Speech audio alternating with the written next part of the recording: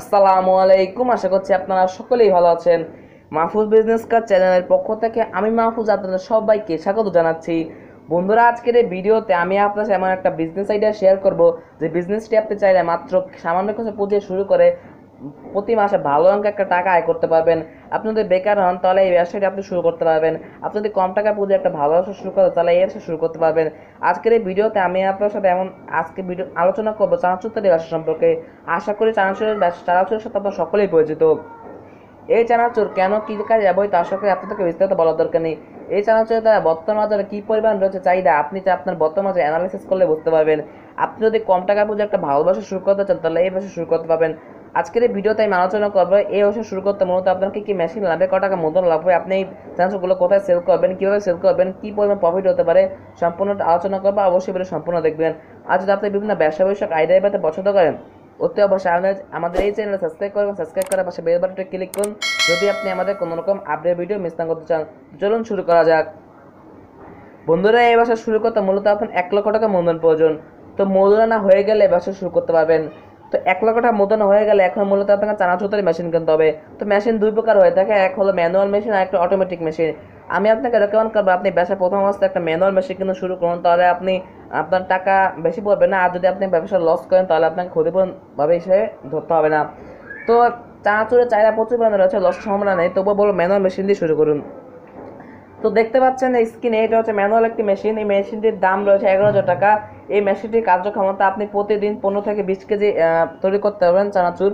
তো তৈরি করা হয়ে গেলে এখন মূলত আপনাকে এই মেশিনটি কিনতে হবে। মেশিন কেনার জন্য ডেসক্রিপশনের মধ্যে সেলার নাম্বার দেওয়া থাকবে, আপনি সেলার নাম্বারে যোগাযোগ করে কিনতে পারবেন।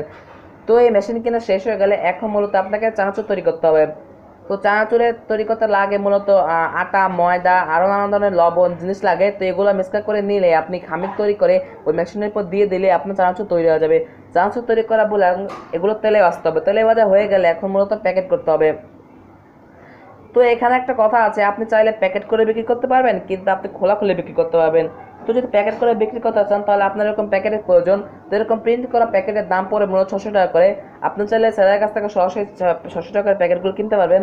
তো প্যাকেট কেনা শেষ হয়ে গেলে প্যাকেটগুলোকে সিল করার জন্য আমাদের একটা সিলিং মেশিন প্রয়োজন। তো সিলিং মেশিনের দাম পড়ে 3000 টাকা। এর একটা 12 ইঞ্চি সিলিং মেশিন, একটা হচ্ছে 8 ইঞ্চি সিলিং মেশিন, সেটার দাম পড়ে 2500 টাকা। তো সিলিং মেশিন কেনা শেষ হয়ে গেলে এখন এই প্যাকেটগুলোতে ডেট বসানোর জন্য আপনি যেহেতু সয়েল প্যাকেট ব্যবহার করছেন তাহলে আপনি ডেট বসাতেই পারেন। ডেট বসানোর জন্য আপনার একটা এরকম ডেট মেশিন প্রয়োজন। ডেট মেশিনের দাম পড়বে 1000 টাকা, আর কালির দাম পড়বে 300 টাকা।